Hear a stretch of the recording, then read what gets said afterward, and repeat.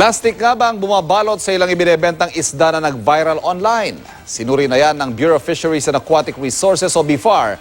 At ang kanilang natuklasan, alamin sa pagtutok ni Susan Enriquez. Business as usual ang bentahan ng isda sa farmers market sa Quezon City. Sa kabila ng kumakalat sa social media tungkol sa mga isdang nababalutan daw ng plastic. Plastic talaga. Pero aminado ang ilang nagtitinda na may ilang mamimiling nagtatanong tungkol sa issue. Yung minsan, naapektuhan din kasi di naman na. Iba-iba rin ang haka-haka ng mga nagtitinda sa umano'y isdang nababalutan ng plastic. Siguro ba may mga process? Kaya minabuti ng GMA News na kumuha ng sample ng isdang sapsap at galunggong na sinasabing nabalutan daw ng plastic gaya ng kumakalat sa social media. Ng plastic. Para di mabulok. Kita, pero bulok na bagay ang sira. Dinala namin ito sa Bureau of Fisheries and Aquatic Resources.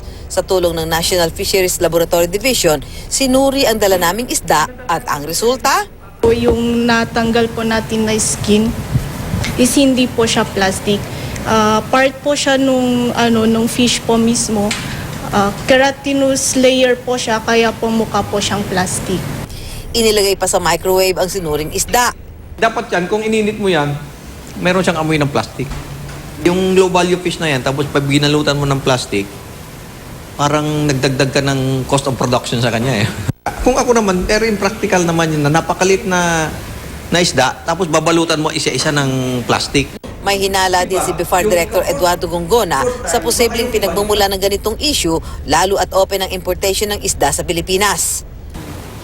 Dahil open nga yung importation, baka magkaroon ng lamangan o price war. Baka i-take advantage ng iba na magkaroon ng mga ibang issue. And one of this is sasabihin nila may plastic yung import. Ayon kay Director Gongona, bagamat tuloy ang kanilang investigasyon sa issue, walang dapat ikabahala ang publiko sa mga nabibiling isda.